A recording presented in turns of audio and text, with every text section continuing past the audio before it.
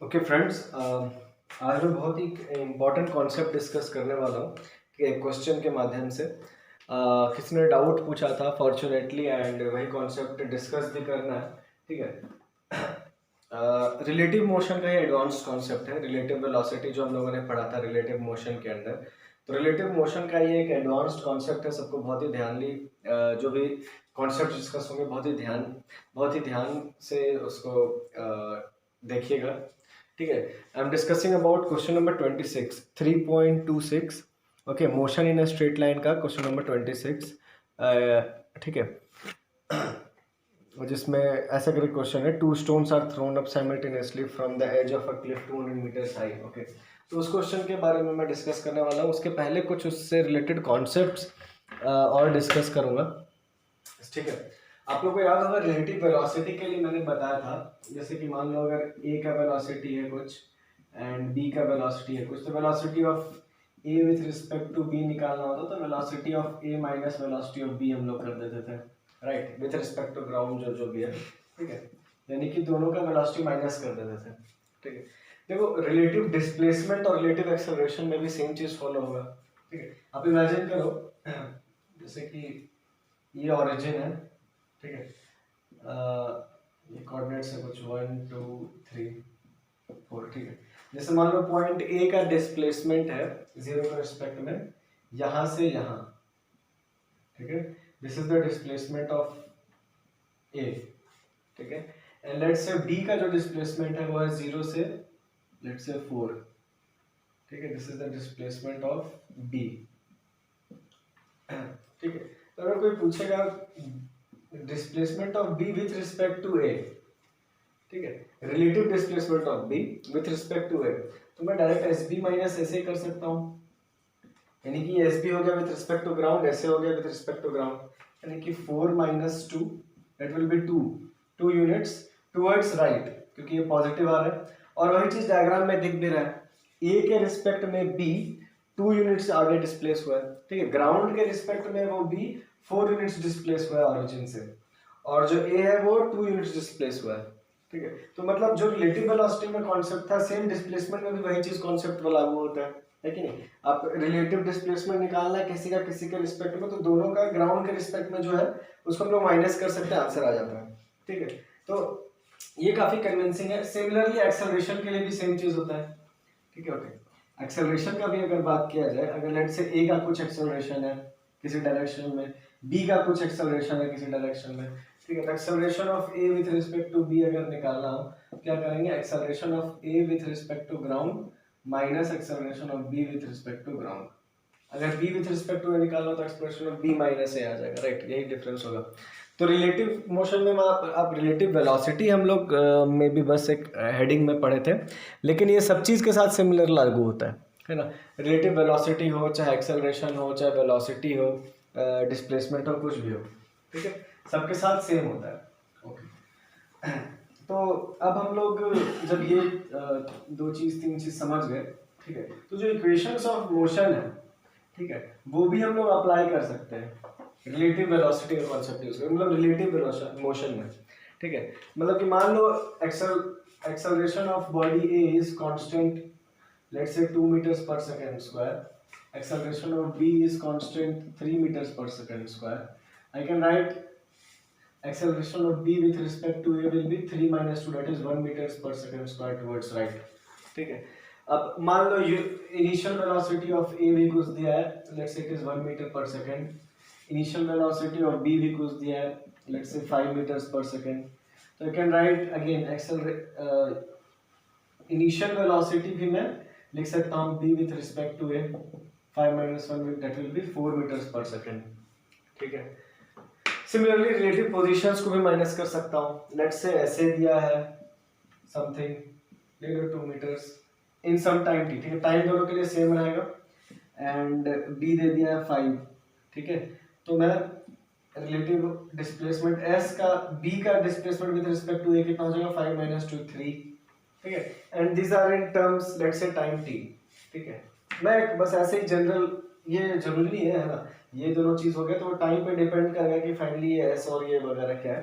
तो मैं एक ऐसे ही ऑर्डिनरी सा रैंडमली कुछ एग्जांपल लिया अभी तो, ठीक है। तो वैसे ही जैसे इक्वेशन ऑफ मोशंस भी होता है, वो भी हम लोग रिलेटिव मोशन में अप्लाई कर सकते हैं। जैसे आप लोग को पता है v is equal to U plus A T, right. तो अगर दो बॉडीज है ए और बी, तो उन दोनों का रिलेटिव वेलोसिटी इनिशियल और फाइनल कुछ होगा, तो उसके बीच में भी सेम ही रिलेशन फॉलो हो सकता है। We can write velocity of relative velocity of B with respect to A, लेकिन फिर सब कुछ उसी फॉर्मेट में लेना होगा। ऐसा नहीं कि यहाँ पर आप b with respect to a ले लिए लेकिन u सिर्फ a का ले लिए, या फिर a with respect to b। Once you have taken one thing, everything should be in the same order. b with respect to a should be equal to u of b with respect to a plus a of b with respect to a into t। Okay, तो similarly जैसे होता है v square is equal to u square plus 2as, right. यहाँ भी मैं similarly इसको लिख सकता हूँ, velocity of b with respect to a का square should be equal to u of b with respect to a का square plus 2ab with respect to a into s b with respect to a, okay, 2as। तो ये s को भी मैं ऐसे लिख सकता हूँ, ठीक है। अब अगर आप a b करते तो सारा को a b करना होता, ठीक है। एंड सिमिलरली फिर उसको भी लिख सकते हैं, ठीक है। s is equal to ut plus half A T square है जो, right. s is equal to ut plus half A T square होता है। We can write s of b with respect to a should be equal to u of b with respect to a into t plus half a b with respect to a into t का square, ठीक है। Time का तो कोई respect ऐसा नहीं होता कि b के रिस्पेक्ट में a के रिस्पेक्ट में b, टाइम तो सेम रहेगा, t के बदले कुछ करने का जरूरत नहीं होता है। Okay, so this was the basic concept that I wanted to discuss before discussing question number 26, that is 3.26 of your NCERT. Okay, तो अब क्या करते हैं,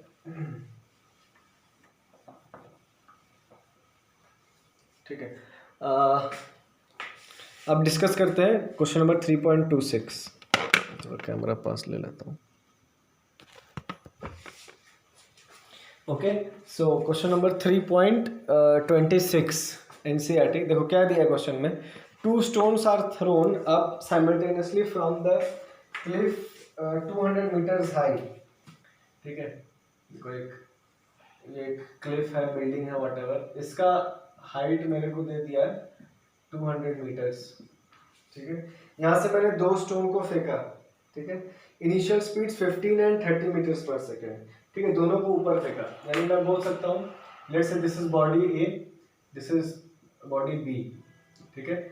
यहाँ से इसको जो इम्पार्ट किया गया, यानी कि मैं बोल सकता हूँ U A is equal to let's say it is 15 meters per second and U B is equal to 30 meters per second, ठीक है। मैं यू बी ए भी निकाल सकता हूँ, okay. Now acceleration of A will be equal to g के बराबर, ठीक है ना, minus g, and acceleration of b will also be minus g, दोनों फ्री फॉल में। तो रिलेटिव एक्सेलरेशन इन दोनों का होगा वो तो जीरो ही हो जाएगा पहली बात। Relative acceleration of b with respect to a अगर निकालूंगा that will come zero, and whereas relative velocity of b with relative initial velocity of b with respect to a निकालूंगा तो आ जाएगा 30 minus 15 that is 15 meter per second, okay. Initial relative velocity of b with respect to a is 15 meter per second in upward direction, and relative acceleration throughout the journey will be zero, ठीक है। तो मैं बोल सकता हूँ, okay, ये कब तक वैलिड होगा, जब तक कोई एक ग्राउंड पे ना गिर जाए, मतलब जब तक ये लोग फ्री फॉल करेंगे, जब तक फ्री फॉल करेंगे तब तक इन लोग दोनों के बीच में कोई भी रिलेटिव एक्सेलरेशन नहीं होगा। तो रिलेटिव एक्सेलरेशन नहीं होगा तो मैं कह सकता हूँ एक दूसरे के रिस्पेक्ट में कांस्टेंट वेलोसिटी मेंटेन करेंगे, जो कि रहेगा 15 meter per second, राइट। तो मैं लिख सकता हूँ, देखो s is equal to ut plus half A T square use करता हूँ। Relative motion, relative displacement of b with respect to a अगर मेरे को लिखना होगा तो क्या होगा, u of b a into T minus half A T square plus half A T square, but a b a तो जीरो ही हो गया, तो ये यही आ गया आंसर, ठीक है। क्यों, क्योंकि कांस्टेंट वेलोसिटी हो गया, रिलेटिव जो वेलोसिटी दैट इज कांस्टेंट, तो मैं डायरेक्ट लिख सकता हूँ S B A is equal to 15t, ठीक है। एस बी ए को मैं डायरेक्टली 15t लिख सकता हूँ, ठीक है। कब तक, जब तक ये दोनों फ्री फॉल कर रहे होंगे, देन जब तक ये दोनों ग्रेविटी का एक्शन में तब तक के लिए, ठीक है। तो यानी कि इनिशियल जो ग्राफ बनेगा वो स्ट्रेट लाइन बनेगा अगर मैं रिलेटिव डिस्प्लेसमेंट का बताऊंगा, ठीक है। तो वही देखो क्वेश्चन में बोला भी है, ठीक है, इसमें क्या प्लॉट करने मेरे को बोला है, verified at the graph shown in figure 3.27। Okay, आप अगर 3.27 नहीं भी देखो, ठीक है, तो मैं आपको डायरेक्टली ये ग्राफ ड्रॉ करना सिखाऊंगा। ठीक है, मान देखो इस क्वेश्चन में तो बोला है कि वेरीफाई करो कि ये ग्राफ करेक्ट है या नहीं। ठीक है, तो मैं वो छोड़ दूँ, मैं आपको डायरेक्टली ग्राफ ही ड्रॉ करना सिखाता हूँ कि ऐसा रिलेटिव मोशन के इसमें कैसे ग्राफ ड्रॉ करते हैं। ठीक है, तो यहाँ पर से भी मेरे को समझ में आ गया कि रिलेटिव डिस्प्लेसमेंट इन लोग का कांस्टेंट चलेगा विद रिस्पेक्ट टू टाइम। ठीक है, इतना रब कर देता हूँ। ठीक है, ये जो मेन डेटा है बस उसको लिखा हुआ रहने दूंगा मैं। ठीक है, ओके। तो यहाँ से अभी तक का जो कंक्लूजन ये आया कि इन दोनों के बीच में जो रिलेटिव डिस्प्लेसमेंट होने वाला है s of b with respect to a, that will be 15t, that is directly proportional to time. it will be और ऐसे भी जब एक्सेलरेशन 0 है, ठीक है, तो यहाँ पर मैं क्या निकाल रहा हूँ x2 minus x1 कह लो या फिर s of b with respect to a कह लो। ठीक है, relative displacement of b with respect to a, उसका ये ग्राफ है। ठीक है, इट विल बी 15t, यानी कि एक स्ट्रेट लाइन का इक्वेशन है। ठीक है, तो ये एक ऐसा बन जाएगा विथ रिस्पेक्ट टू टाइम बनाओगे तो ये स्ट्रेट लाइन आएगा। ठीक है, क्योंकि ये स्ट्रेट लाइन का इक्वेशन है। ठीक है, और ये जो tan थीटा रहेगा वो 15 रहेगा, क्योंकि मैंने बताया था स्ट्रेट लाइन के इक्वेशन में ये जो रहता है ये स्लोप रिप्रेजेंट करता है। मैं बोल सकता हूँ ये जो थीटा रहेगा इसका tan थीटा विल कम 15। ठीक है, तो ये मैं बोल सकता हूँ। Anyway it is not the part of discussion right now, और maybe yes it is the part of discussion also. But आगे मैं क्या बोल रहा हूँ अभी, ये कब तक स्ट्रेट लाइन फॉलो होगा, कब तक ये चीज फॉलो होगा, जब तक दोनों के दोनों फ्री फॉल में है। ठीक है, जब तक दोनों फ्री फॉल में, तब तक दोनों के बीच का रिलेटिव एक्सेलरेशन 0, तो तब तक ये ऐसा हो जाएगा। ठीक है, लेकिन आप देखो एक पॉइंट ऐसा आएगा। ठीक है, इसको मैं अगर एक बार रब करता हूँ, ठीक है, इसको यहाँ लिख देते हैं s of b with respect to a is equal to 15t। ठीक है, आप नोटिस करो एक पॉइंट ऐसा आएगा, एक वक्त ऐसा आएगा, है ना, जब इसको वैसे a को मैं 15 मीटर पर सेकंड से फेंका था इनिशियली, और b को फेंका था 30 मीटर्स पर सेकंड से, राइट। तो एक वक्त ऐसा आएगा ये ऊपर जाएगा, दोनों ऊपर जाएंगे, अपने अपने मैक्सिमम हाइट पर जाएंगे, उसके बाद फिर ग्राउंड पे आना चालू हो जाएगा, राइट, ग्राउंड की तरफ, है ना, हाईएस्ट पीक पर पहुंचने के बाद ये ग्राउंड की तरफ लौटेंगे। ठीक है, कुछ समय बाद सिंस ये इसको ज्यादा वेलोसिटी से फेंका गया है, राइट, तो क्या होगा, एक को ज्यादा वेलोसिटी से फेंका, एक को कम वेलोसिटी से फेंका है, राइट, है ना। हाँ, तो क्या होगा, ये ज्यादा ऊपर तक जाएगा, ये कम ऊपर तक जाएगा, फाइनली ये डेफिनेटली ये ज्यादा जल्दी नीचे आ जाएगा, राइट, ये जल्दी नीचे आ जाएगा। ए वाला जब यहाँ आ चुका होगा तब तक बी कहीं यहाँ पहुंचा होगा। ठीक है, तो तब तक तो स्ट्रेट लाइन होगा, जब तक ये जस्ट यहाँ पहुंच रहा होगा और ये यहाँ पर रहेगा तब तक स्ट्रेट लाइन होगा, मतलब थ्रू दिस जर्नी ये ऊपर गया, ये भी ऊपर गया और नीचे आ रहा है, लेकिन ये अब नीचे आ गया, ये अभी भी थोड़ा सा ऊपर है। ठीक है, तब तक के लिए मैं कह सकता हूँ कि ये ऐसा स्ट्रेट लाइन फॉलो होगा क्योंकि रिलेटिव एक्सेलरेशन 0 है। लेकिन सिंस क्वेश्चन में बोला कि बॉल को रिबाउंड नहीं करवाना है, you have to assume that ball does not bounce, any ball does not bounce.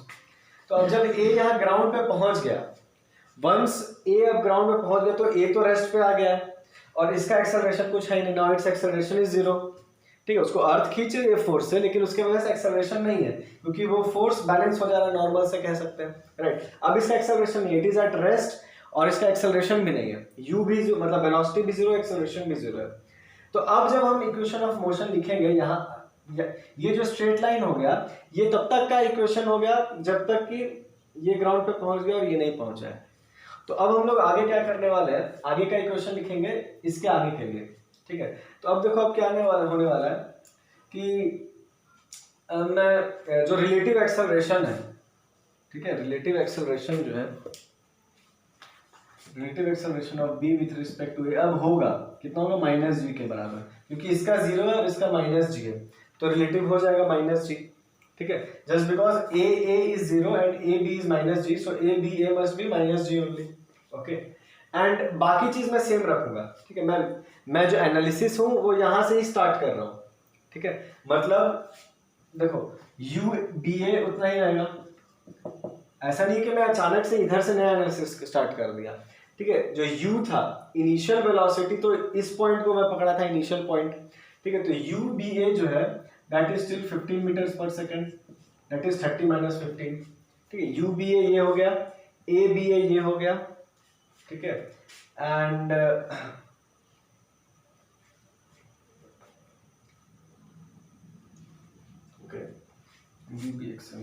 Board रब करना होगा।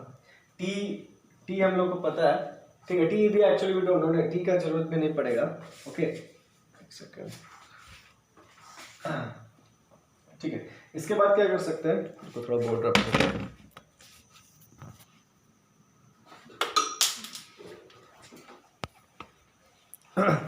ओके, तो मैंने ये ग्राफ को इधर शिफ्ट कर लिया थोड़ा स्पेस होने के लिए, ठीक है। ये जो SBA मैं लिखा था वो इनिशियल वो यहाँ तक का था, ठीक है। अभी यहाँ के एनालिसिस में उसको नहीं ध्यान देना है। ये जो SBA 15T आया है वो यहाँ से यहाँ तक आ गया। ये तब तक के लिए जब तक कि दोनों के दोनों फ्री फॉल में थे, ठीक है। इसके आगे का एनालिसिस अब मैं अलग कर रहा हूँ, ठीक है। तो अब ये SBA का काम नहीं है, यहाँ इसको हटा देते हैं, ठीक है। अब क्या काम है, UBA is equal to 15, ABA is equal to -G, ठीक है। वो मैं एक्सप्लेन कर दिया क्यों। And time let's say time T है, ठीक है। मतलब इसके बाद का मैं काउंट कर रहा हूँ, इसके बाद का टाइम T नहीं, इन जनरल आई मीन मेरे को एनालाइज इसके बाद, ग्राफ इसके बाद का ड्रॉ करना है, लेकिन अभी इन जनरल टाइम T मैंने लिखा है। कब के बाद का, ऑफ कोर्स इसके बाद का, क्योंकि इसके बाद एक्सेलरेटर जो रिलेटिव एक्सेलरेशन है वो -G है, क्योंकि A रुक गया है, A पर अब कोई एक्सेलरेशन नहीं है, B पर एक्सेलरेशन है, ठीक है। तो SBA अब जो होगा, SBA is equal to S is equal to UT minus half GT square जब पुट करेंगे, ठीक है। मतलब S is equal to UT plus half AT square, तो SBA यहाँ लिखेंगे UBA into T plus half A कौन सा है, ABA ये वाला है, विच इज -G, इसलिए मैंने यहाँ डायरेक्ट माइनस हाफ G कर दिया, और T का स्क्वायर।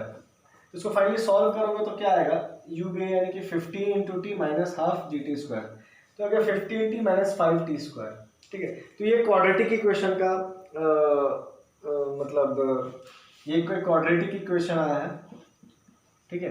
और this is a quadratic equation and the graph for a quadratic equation is a parabola, ठीक है। जो बायो स्टूडेंट्स हो वो लोग में भी नहीं पता होगा, मैथ्स वाले भी अभी आगे चल के पढ़ोगे फंक्शंस वगैरह में, कि या क्वाड्रेटिक इक्वेशन में जो क्वाड्रेटिक इक्वेशन आता है y वर्सेस x अगर ड्रॉ करना होता है तो वो पैराबोला होता है। इसीलिए यहाँ से यहाँ तक स्ट्रेट लाइन होगा और उसके बाद से फिर वो पैराबोला होने लग जाएगा, फाइनली ऐसा हो जाएगा। मतलब ये फाइनली यहाँ कब आ गया, जब ये भी नीचे आ जाएगा, ठीक है। तो देखो अब दो बात होता है, अब ये वाला पॉइंट पहले एक तो निकालना है कि कब तक स्ट्रेट लाइन रहेगा, ठीक है। कब तक स्ट्रेट लाइन रहेगा और उस टाइम तक मैक्सिमम ये हाइट, मैक्सिमम डिस्टेंस ये कितना हो जाएगा, ठीक है। ओके, तो उसको निकालने के लिए मैं बताता हूँ, मतलब मैं क्या बोल रहा हूँ, मैंने आपको बोला कि जब तक फ्री फॉल था तब तक स्ट्रेट लाइन फॉलो हो रहा था रिलेटिव डिस्प्लेसमेंट के लिए, ठीक है। और एक बार जब ये रुक गया तो उसके बाद से ये कर्व है, तो हम लोगों को यही वाला टाइम निकालना है, यही टाइम जब तक ये स्ट्रेट लाइन फॉलो होगा। तो कब तक ये फॉलो होगा, ऑब्वियसली जब तक ये ग्राउंड में पहुंचा है, ठीक है। तो ये ग्राउंड में इसको पहुंचने में कितना टाइम लगा, अगर हम लोग वो कैलकुलेट कर लें तो ये वाला पॉइंट अपने आप आ जाएगा, ठीक है। तो विच इज़ वेरी इजी, मैं सिर्फ ए पॉइंट को ही फोकस करूंगा, ठीक है। UA is equal two plus 15, okay, and S भी लूंगा मैं, SA इज इक्वल टू -200, ठीक है। वाई -200, बिकॉज ये टोटल हाइट 200 है, ठीक है। मैं इस ग्राउंड पोजीशन का ओरिजिन मान रहा हूँ, तो जो डिस्प्लेसमेंट देखो फाइनली, भले इस बॉल को मैं ऊपर फेंका हूँ लेकिन ऊपर जाके वापस नीचे आया, तो उसका जो फाइनली जो डिस्प्लेसमेंट हुआ है वो डाउनवर्ड की तरफ हुआ है ना, it is displaced downwards from here to here, that is why it is SA is equal to -200, ठीक है। टाइम T लेना है ऑब्वियसली, यही वो जो टाइम T हम लोगों को कैलकुलेट करना है, ठीक है। And acceleration of A -G यानी कि लेट्स से -10, तो कैलकुलेट कर लेते हैं, ऐसे कितना आ जाएगा, we can calculate the time, ठीक है। S is equal to UT minus half AT square use करके T का स्क्वायर, ओके। इस क्वाड्रेटिक इक्वेशन को सॉल्व करो, दिस इज ये कितना है, -200 is equal to 15T minus 5T square. तो ये आप लोग सॉल्व करके देखना कितना आता है। ये टाइम इस क्वाड्रेटिक इक्वेशन को सॉल्व करोगे तो दो टाइम आएगा, ठीक है, एक पॉजिटिव एक negative, you can solve it, ठीक है। So one of the time will be 8, 8 seconds. ठीक है, अब सॉल्व करके देख लो इसको। मैं सॉल्व कर चुका हूँ। क्वाड्रेटिक इक्वेशन सॉल्व करने में यहाँ पे हम लोग टाइम नहीं वेस्ट करेंगे। ठीक है, बुक कहाँ गया बोला। ओके, तो ये क्वाड्रेटिक इक्वेशन आप लोग अगर सॉल्व करोगे तो दो इक्वेशन आएगा, राइट।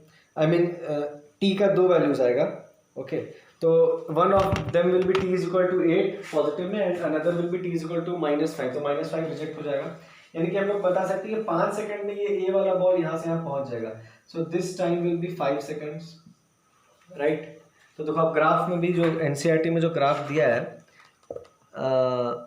ठीक है, वो एग्जैक्टली यहाँ पर नज़र नहीं आ रहा है कि कितना है, बट सॉरी 5 बोल रहा हूँ, 8 ना, right. T is equal to, यानी कि टी इज इक्वल टू 8। तो ग्राफ देखो जो है उसमें भी आप देखो ये स्ट्रेट लाइन से अगर आप स्ट्रेट ड्रॉप करोगे नीचे तो 8 के कॉरेस्पॉन्डिंग आ रहा है। ठीक है, तो यहाँ पर ये 8 हो जाएगा, और ये कितना हो जाएगा, ये उस वक्त ये वाला पॉइंट क्या बता रहा है, SBA, यानी कि ये डिस्टेंस, दिस इज SBA। ठीक है,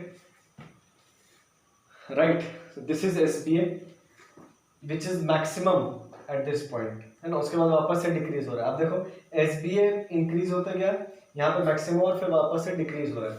तो इस पॉइंट के कोरस्पॉन्डिंग मेरे को SBA अगर कैलकुलेट करना है तो मैं कैसे कैलकुलेट कर सकता हूँ। ठीक है, वो आप लोग एटलीस्ट खुद से कर लो। ठीक है, रिलेटिव वेलोसिटी का कॉन्सेप्ट से भी कर सकते हो, या फिर बहुत ईजी है, बस खाली B का निकाल लो, है ना। एक तो पता है कि 200 ए ग्राउंड पे आ चुका है, ए ग्राउंड पे आ चुका है, बस ये बात कैलकुलेट कर लो कि B कितना डिस्प्लेस किया यहाँ के रिस्पेक्ट में, है ना।